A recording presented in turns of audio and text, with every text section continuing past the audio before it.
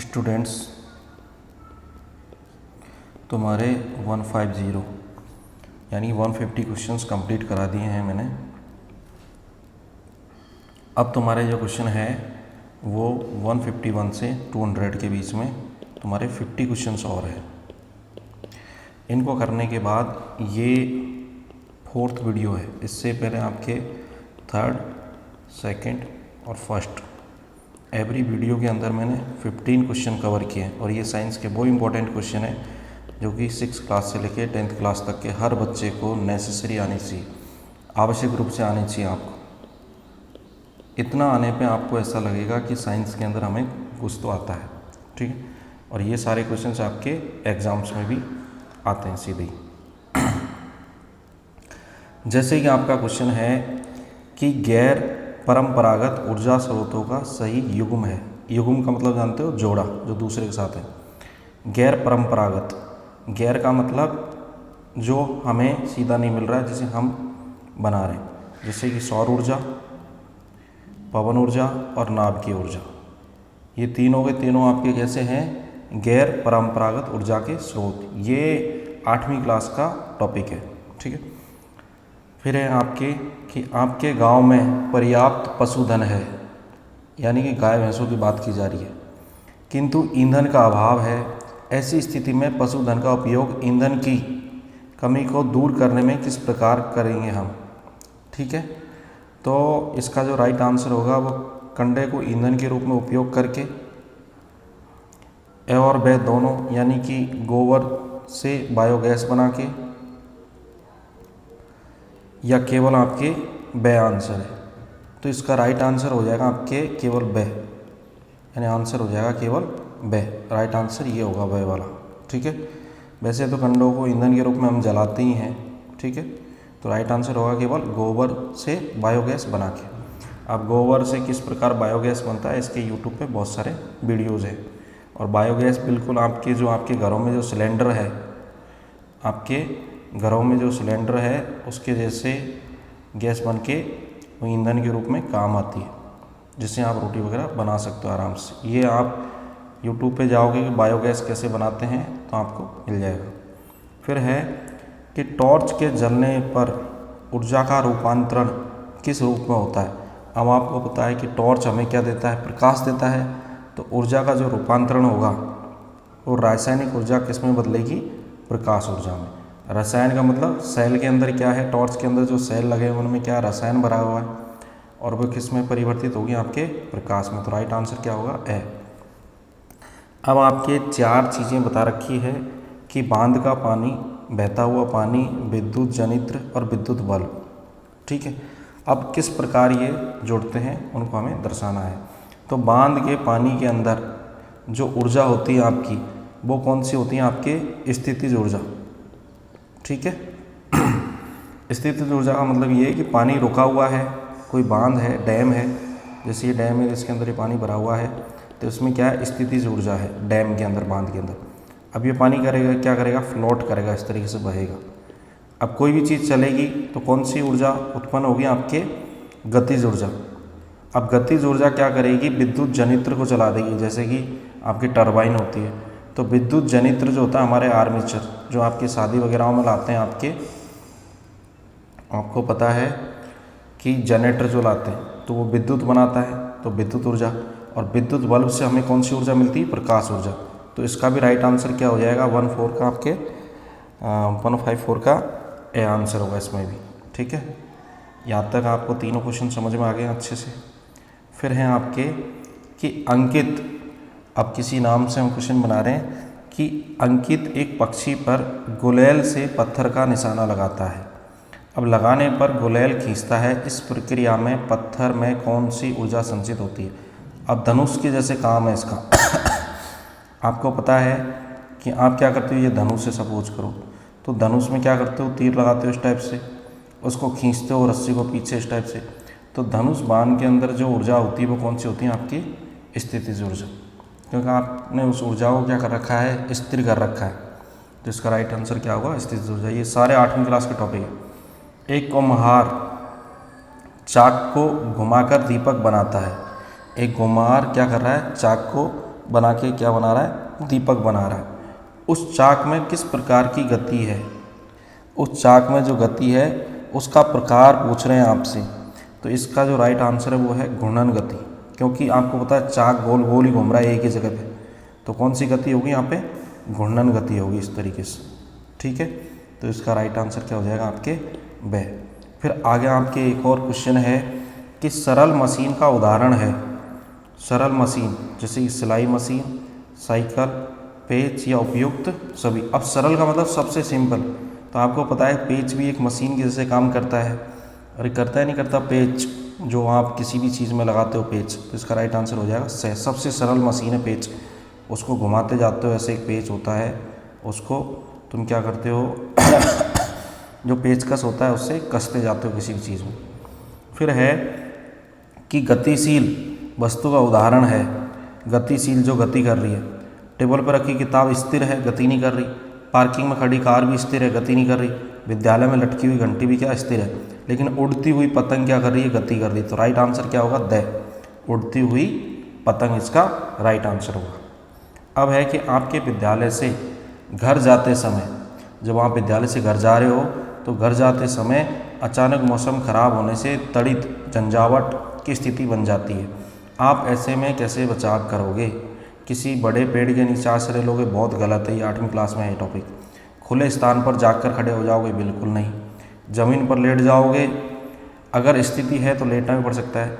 पर किसी बंद भवन की शरण लोगे। बंद का मतलब जिसके ऊपर कोई क्या हो, छत हो, ठीक है। तो इसका राइट आंसर क्या हो जाएगा, द।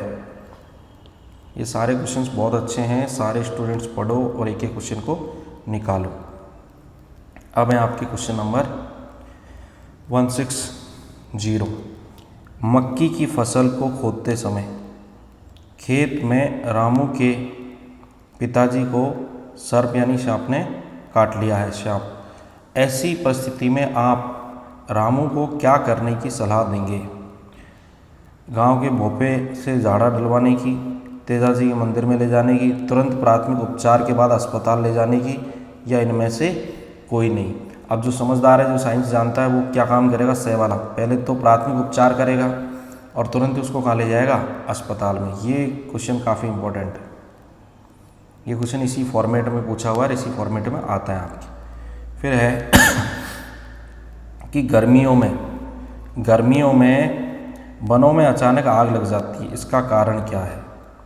ग्रामवासियों की लापरवाही, या फिर वृक्षों की पत्तियों का अत्यंत सूखा होना, और घास का उच्च उष्मीय ताप होना। अब घास क्या, टेम्परेचर बढ़ जाता है, आग लग जाती है। तो इसमें तो राइट आंसर आपके द होगा। लापरवाही गांव वाले कर जाते हैं, या फिर वृक्षों की पत्तियां अत्यंत सूख जाती है, या घास का तापमान क्या हो जाता है, ज़्यादा हो जाता है। तो इसका राइट आंसर हम द मानेंगे। इसके बाद है आपका क्वेश्चन नंबर 162 कि क्लाइडोस्कोप में तरह तरह के जो पैटर्न्स बनाने के लिए उपयोग किए जाते हैं, वो ये है कि दर्पण जो होते हैं वो एक दूसरे के किसी कोण पर रखे होते हैं, यानी दर्पणों को एक दूसरे के कोण पर रखते हैं।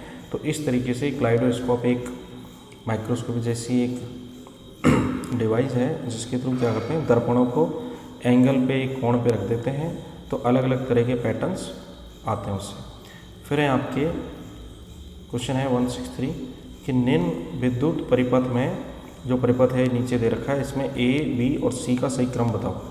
अब होने को तो तीनों ऑप्शनों में ए, बी, सी है, पर सही क्रम क्या है। तो ए है आपके क्या, बल्ब, और बी है आपके बैटरी या सेल कहेंगे, और सी है आपके स्विच या कुंजी कहेंगे। तो बल्ब, सेल और कुंजी, तो इसका राइट ऑप्शन होगा आपके से। फिर है आपके क्वेश्चन नंबर 164 कि निम्न विद्युत परिपथ की स्थिति को बताएं। तो ये परिपथ क्या है कि यहाँ पे आप जो देख रहे हो, यहाँ पे क्या है कि अगर ये परिपथ इस तरीके से जुड़ा होता तो ये होता बंद परिपथ। तो ये जुड़ा नहीं है, इस तरीके से यहाँ पे क्या दिख रहा है आपको, ये खुला हुआ दिख रहा है, तो इसे हम क्या कहेंगे, आपके खुला परिपथ है। तो इसका जो राइट आंसर होगा 164 का, वो हो जाएगा आपके क्या, खुला परिपथ। तो राइट आंसर हो गया आपके ए। फिर है कि अम्ल और क्षार क्रिया करके आपस में क्या बनाते हैं, आपके लवण और जल। तो इसका राइट आंसर हो जाएगा आपके स।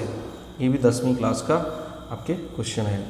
फिर है आपके कि निम्नलिखित में से जीवाश्म ईंधन का सही युग्म क्या है। अब जीवाश्म ईंधन क्या होता है ये बताने की आवश्यकता नहीं है। जो ज़मीन के अंदर जो जीव दब गए थे, चाहे वो पेड़ पौधे हो, चाहे हमारा मनुष्य या कोई जीव जंतु हो, अब उससे जो ईंधन हमें प्राप्त हो रहा है उसे जीवाश्म ईंधन कहते हैं। तो देखो कोयला भी मिलता है पर गोबर के कंडे तो बाहर ही मिल जाते हैं। पेट्रोलियम और लकड़ी, तो पेट्रोलियम अंदर पर लकड़ी बाहर ही मिल जाती है। लकड़ी मिलती है बाहर और कोयला मिलता है अंदर। तो दोनों चीज़ें जो अंदर धरती के अंदर से हम निकाल रहे हैं वो क्या है आपके कोयला और पेट्रोल। तो इसका राइट आंसर क्या होगा वह कोयला और पेट्रोल। ठीक।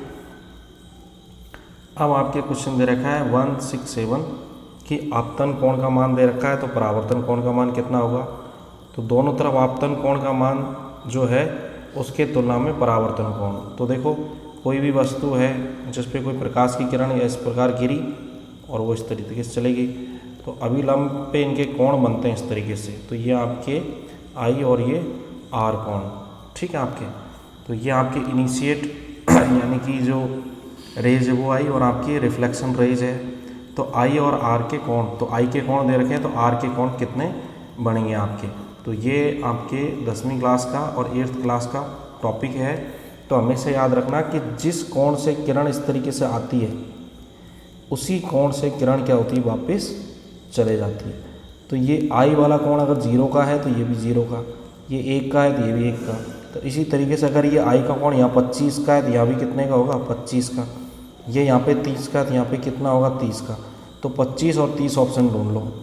तो 25 और 30 ऑप्शन कौन सा है आपके वह। फिर आपके 168 के नीचे दिए गए चित्र में परावर्तन दर्शाया गया है। तो परावर्तन कैसा है, बिल्कुल समतल है, ठीक है। तो यहाँ पे हमारे नियमित परावर्तन दर्शाया गया है। तो 168 का आंसर होगा ए। अब इसमें विसरित कब होता है कि कोई सतह ऐसे टेढ़ी मेढ़ी हो, तो कोई इस तरीके से जाएगा, कोई इस तरीके से जाएगा, कोई इस तरीके से, तो टेढ़ा मेढ़ा परावर्तन जो होगा उसे विसरित परावर्तन कहेंगे, ठीक। 90 डिग्री के एंगल पर कोई कोण है, कोण पर दर्पणों को रखने वाले प्रतिबिंबों की संख्या होगी। यानी कि 90 डिग्री जो है वो कोण है आपके, और इस पे जो प्रतिबिंब बनेंगे उनकी संख्या पूछी गई है आपसे। तो क्वेश्चन नंबर आपके है 169। तो 90 डिग्री के हिसाब से 2 3, तो आपके मिनिमम इसमें बनेंगे कितने आपके 3। और ये पूरी तरीके से आपको क्लास में बताऊंगा मैं, 10th क्लास के लिए है ये क्वेश्चन। तो याद रखना कि 90 डिग्री के कोण पर दर्पणों को रखने पर बनने वाले प्रतिबिंबों की संख्या कितनी होगी 3 होगी। याद रखना, कई बार ये क्वेश्चन बहुत इंपॉर्टेंट है, पूछा हुआ है। कितने डिग्री के कोण पर दर्पणों को रखने पर 3 प्रतिबिंब प्राप्त होते हैं। पहले क्वेश्चन को ही घुमा के आपसे दोबारा पूछा गया है। तो कितने डिग्री पर 90 डिग्री पर। ये 10th क्लास के बहुत इंपॉर्टेंट क्वेश्चन है और डायरेक्ट बड़ी बड़ी एग्जाम्स में आते हैं जो जॉब्स की एग्ज़ाम होती है आपकी। फिर है कि प्रकाश की जो किरण है वो सघन माध्यम से विरल माध्यम में प्रवेश करती है। तो आपतन कोण के मान में, यानी जो आपतन कोण का मान है वो अपवर्तन कोण के मान से क्या होगा। यानी कि आपतन कोण और अपवर्तन कोण, इसके मान में क्या फ़र्क पड़ेगा, मान बढ़ जाएगा या मान छोटा हो जाएगा या मान समान होगा। तो इसका राइट आंसर है आपका कि मान कैसा हो जाएगा छोटा। क्यों, इसको मैं आपको चित्र बना के बता देता हूँ। देखो 2 चीज़ें हैं यहाँ पे। देखो जैसे कि एक तरफ भरा हुआ है नीचे पानी, या फिर हम ये मानते हैं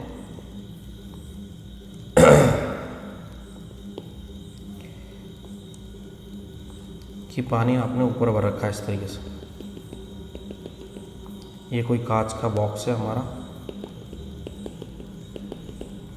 अब कोई भी किरण इसके अंदर जो प्रवेश करेगी किरण, जैसे कि किसी किरण ने प्रवेश किया, अब किरण को हम इस तरीके से बना रहे हैं। जैसे ये प्रकाश की किरण आई, ये प्रकाश की कोई किरण आई। अब ये प्रकाश की जो किरण आई ये इस तरीके से आनी चाहिए और ये आगे भी इस तरीके से ही जानी चाहिए यहाँ तक, ठीक है। तो यहाँ पे कोई फ़र्क नहीं पड़ता। लेकिन यहाँ पे क्या है, वायु है। तो वायु जो माध्यम होता है वो होता है विरल, और सघन का मतलब आपका पानी वाला। तो इसके अंदर पानी भरा। लेकिन ये जो किरण है ये इस तरीके से सीधी नहीं जाएगी, ये आगे सीधी नहीं बढ़ेगी इस तरीके से, ये इस जगह पे, ये अपने पथ से क्या हो जाएगी, विचलित। तो इस तरीके से ये जो कोण है, तो ये क्या होगी, ये किरण इस तरीके से घूमेगी नीचे, तो ये अपने पथ से क्या होगी, विचलित। तो ये जो कोण है, अब ये वाला जो कोण है आपके, इन दोनों में फ़र्क है, ठीक है। तो ये हमें याद रखना है कि कोण क्या हो जाएगा, छोटा हो जाएगा आपकी। जब प्रकाश की किरण सघन माध्यम से विरल माध्यम में प्रवेश करती है तो आपतन कोण का मान अपवर्तन कोण के मान से क्या हो जाएगा, छोटा। ये आपको याद रखना है, ठीक है। तो ये इस तरीके से जब वापस इस तरीके से जाएगी, तो अब ये जो किरण है ये इस तरीके से आनी चाहिए, बिल्कुल सीधी, लेकिन ये फिर वापस इस तरीके से हो जाएगी। यहाँ पे देखो, इस तरीके से नहीं जाके इस तरीके से हो जाएगी, एकदम दोबारा से ही बदलेगी। तो ये जो मान है, ये देखो, ये जो मान है ये बड़ा था, और ये मान क्या हो जाएगा, बाहर निकलते कैसे हो जाएगा, छोटा। तो ये मान क्या हो जाएगा आपके, छोटा। तो इस तरीके से ये क्वेश्चन कंप्लीट हुआ आपके। फिर है आपके कि जब प्रकाश की किरण वायु से कांच की सिल्ली में प्रवेश करती है, यानी कांच का वो जो बॉक्स अभी बनाया जिसमें पानी भरा हुआ है, में प्रवेश करती है, तो अपवर्तित किरण में अभिलंब से जो विचलन होता है, अपवर्तित जो किरण है, जो अभी मैंने बताया कि वो अपने पथ से क्या होगी, विचलित होगी। तो अपवर्तित किरण में अभिलंब से जो विचलन होगा वो किस ओर होगा। तो 172 का आंसर है कि अभिलंब की ओर क्या होगी, झुक जाएगी। इसको दोबारा बता रहा हूँ मैं, क्योंकि सारे क्वेश्चन आपके 10वीं क्लास में हैं। बहुत अच्छे से देखना आप लोग इस क्वेश्चन को। जैसे कि ये मैंने बॉक्स बनाया, और इस बॉक्स के अंदर कुछ भर दिया। ये ठोस बॉक्स है जो कांच की सिल्ली है, ठीक है। अब बोला जा रहा है कि जब प्रकाश की किरण वायु से इस कांच की सिल्ली में प्रवेश करेगी, तो इस तरीके से देखो, प्रकाश की किरण इस तरीके से आई यहाँ से, ठीक है। अब ये जानी तो इस तरीके से चाहिए, देखो आगे इस तरीके से, लेकिन ये अपवर्तित जो किरण है वो अभिलंब से विचलित होती है, तो अभिलंब की ओर क्या होती है, झुकती है। अब अभिलंब कहाँ होगा, ये अभिलंब होगा, ये देखो। तो ये अभिलंब की ओर, यानी इसको जाना तो इस तरीके से चाहिए था, सीधा आगे, लेकिन ये इधर ना जाके और ये इस तरीके से निकलती है, यानी कि क्या होती है, इस तरफ झुक जाती है। दिख रहा है सभी को। तो ये होता है, तो इसका राइट आंसर होगा ए, कि अभिलंब की ओर क्या होगी, झुक जाएगी आपके, ठीक है। फिर है आपके कि अपवर्तनांक का मात्रक क्या होता है। अपवर्तनांक का मात्रक क्या है। में आपके अपवर्तनांक का कोई भी मात्रक नहीं होता, ये मात्रक रहित राशि है। फिर है कि जल में वोल्टमीटर के मॉडल बनाने में अपने प्रवेश में उपलब्ध आवश्यक सामग्री का समूह क्या है। यानी कि जल वोल्टमीटर अगर आप बना रहे हो तो क्या क्या चाहिए आपको। तो 174 में एक तो आपको प्लास्टिक की बोतल चाहिए, कार्बन की छड़ चाहिए, मोम चाहिए, सेल चाहिए, परख नली चाहिए, माचिस चाहिए, तार चाहिए और साधारण पानी चाहिए। इतनी सारी चीज़ें जब आपके पास होगी, जब जाके आपका जो मॉडल बनेगा वो जल वोल्टमीटर का बनेगा। तो राइट आंसर होगा 74 का, 174 का क्या होगा राइट आंसर ए। आप किस मॉडल के द्वारा सिद्ध करोगे कि जल में हाइड्रोजन और ऑक्सीजन का अनुपात 2:1 होता है। तो अभी अभी हमने इसी की बात की है, तो किससे सिद्ध करोगे आप, जल वोल्टमीटर से। स्टेथोस्कोप जो डॉक्टर अपने कंधे पर रखता है, कानों में लगाता है, कि मॉडल का निर्माण के लिए आवश्यक सामग्री क्या क्या होगी आपके। कीप होगी या बीकर होगा या नपना ग्लास होगा या गेंद होगी। तो आपको इसका राइट आंसर देना है क्या है, आपके कीप की आवश्यकता होगी। फिर है आपके कि रुमाल पर ब्लॉक प्रिंटिंग यानी कि एक डॉट करने में कौन कौन सी 2 सब्जियों का प्रयोग करोगे। रुमाल पर ब्लॉक प्रिंटिंग करने में आप कौन कौन सी 2 सब्जियों का प्रयोग करोगे। तो एक तो आलू का और एक भिंडी का। कैसे करते हैं ये मैं आपको क्लास में करके बता सकता हूँ, ठीक है। अब ब्लॉक प्रिंटिंग क्या होती है वो भी आप समझ सकते हो। फिर है आपके अगला क्वेश्चन है कि फिरकनी के मॉडल के द्वारा आप किस ज्ञान को प्राप्त करोगे। फिरकनी होती है ना जो घुमाने की होती है, जिसे घुमाते हैं हाथ से, फिरकनी। तो फिरकनी के मॉडल के द्वारा आप कौन से ज्ञान की प्राप्ति करोगे कि वायु की दिशा क्या है। जल से इसका कोई लेना देना नहीं है, मनोरंजन के लिए नहीं है, और पूरब से पश्चिम की दिशा नहीं, वायु की दिशा का ज्ञान होता है। ठीक है, तो राइट आंसर हो गया इसका द। फिर है आपके कि आनुवंशिक के जनक कौन थे। मेंडल, 10वीं क्लास का टॉपिक है।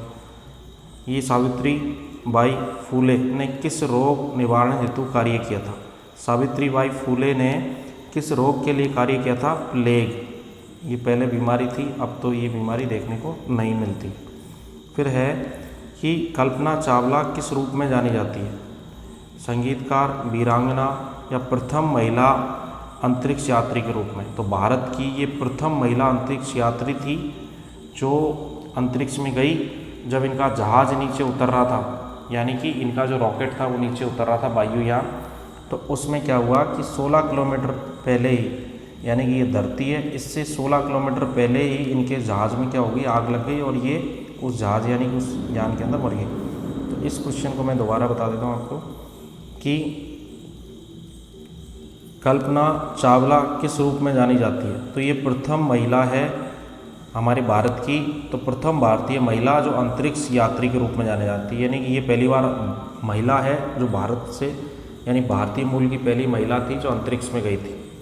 मिसाइल मैन के नाम से किसको जानते हैं। डॉक्टर APJ अब्दुल कलाम को। राष्ट्रीय विज्ञान दिवस किस वैज्ञानिक की याद में मनाया जाता है। CV रमन, यह हमें पता है। फिर हैं आपके कि गुरुत्वाकर्षण बल एवं गति के नियम की खोज किसने की। आपके सर आइजैक न्यूटन ने। सामाजिक पर्यावरण का मुख्य घटक क्या है। अजैविक या जैविक या मानव समाज।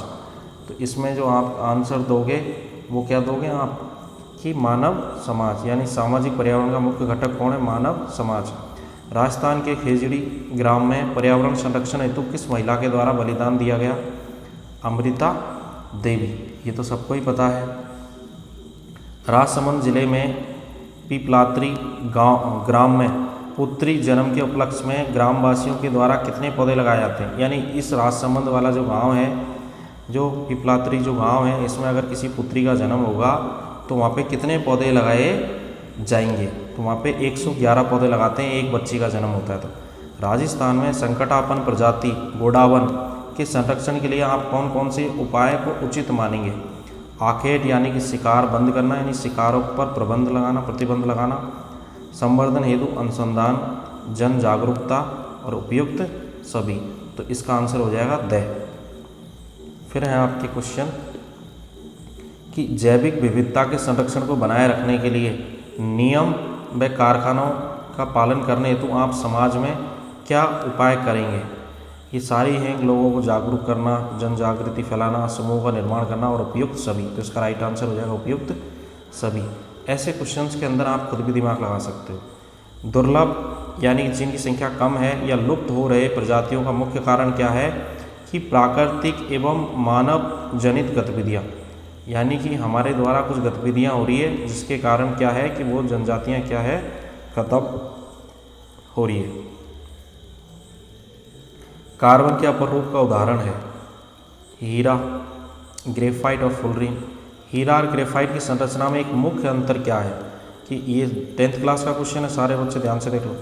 हीरा और ग्रेफाइट की जो मुख्य संरचना है उसमें अंतर बताना है आपको। तो देखो, हीरा की जो संरचना होती है वो होती है त्रिविमीय और ग्रेफाइट की संरचना कैसी होती है, षटकोणीय।